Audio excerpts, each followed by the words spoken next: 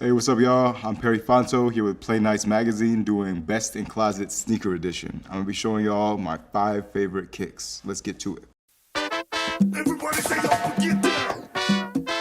I've been illustrating for 12 years. Lived in New York for 15. I'm a big fan of sneakers, streetwear, street culture, but more than anything, comic books. So this is my favorites right here. This is kind of where I got my start. Milestone Comics. My aunt put me onto these when I was a kid. She was an art teacher, so obviously also really big into drawing. And these were just some of my favorite characters growing up. There was a point in the 90s when Marvel wasn't really making Spider-Man comics. And so to fill that gap, they needed another teenage superhero, and so they created Static Shock. He was a young black man. He kind of just spoke to the things that I was experiencing when I was growing up. I always thought that he was a little bit cooler than Spider-Man, but didn't get the same type of love. And so that's just what kind of drew me to them. Dwayne McDuffie, the Dakotaverse.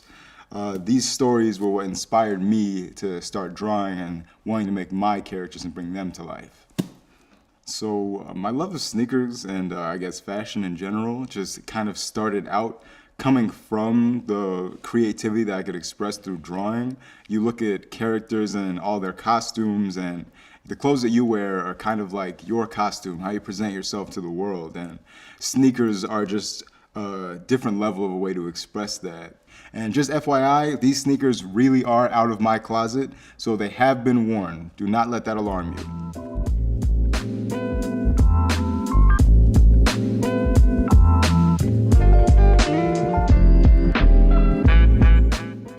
All right, first shoe we got, the Diadora Be Elite Low Top Rick and Morty edition.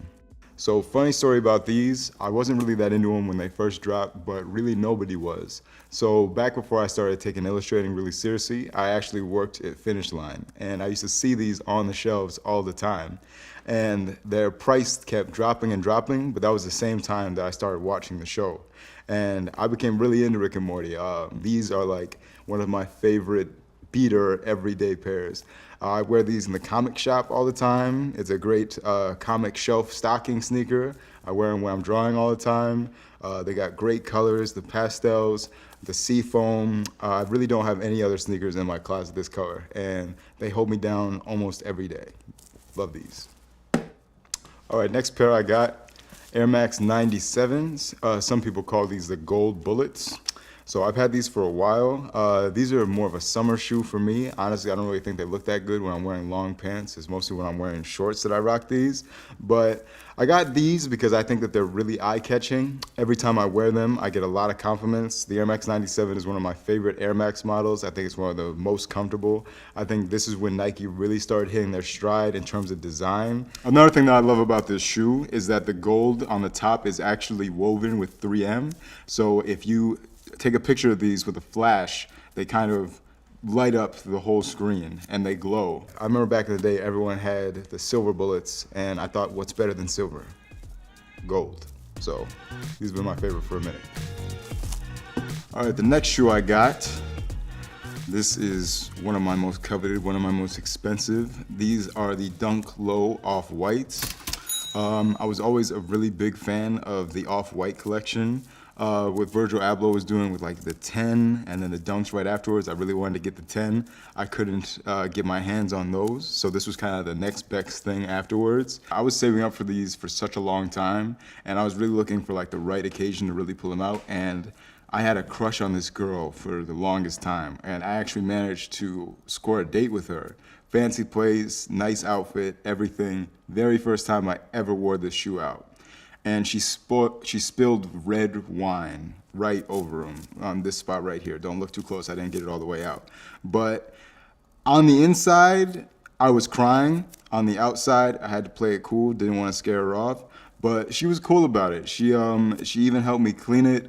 We even got like the server to come in. He brought us like some water and some lemons, and it ended up being like a really great first date. And she was just super chill about helping me clean it. All right, next we have a classic. I'm pretty sure everyone in the audience knows what this is. All white Air Force Ones, G-Fazos, Uptowns, whatever you want to call them. A New York classic. arguably the greatest, most versatile shoe ever made. It's totally timeless. It does not go out of style. This is like, I don't know, the Superman of shoes. Like, I can't believe people used to play basketball in these. Yeah, Air Force Ones. All right, last but not least, I have another Diadora Be Elite. This one is actually a collab with Bait and Astro Boy. So I was a big fan of these just from the jump. I'm a huge nerd. I'm a big fan of anime. I used to watch the Astro Boy cartoon like in sub back in the 90s. So when I saw these, it was just something that interested me. Not everybody was into them, but I just loved the embroidery, the just classic like 80s comic style. Just as an illustrator, I was always just such a fan of that design. Astro Boy is just such a classic character, and it kind of has like a similar low top design to like the Air Force One, so it kind of fit pretty seamlessly just into my wardrobe. But yeah, just seeing Astro Boy on the side kind of pop out.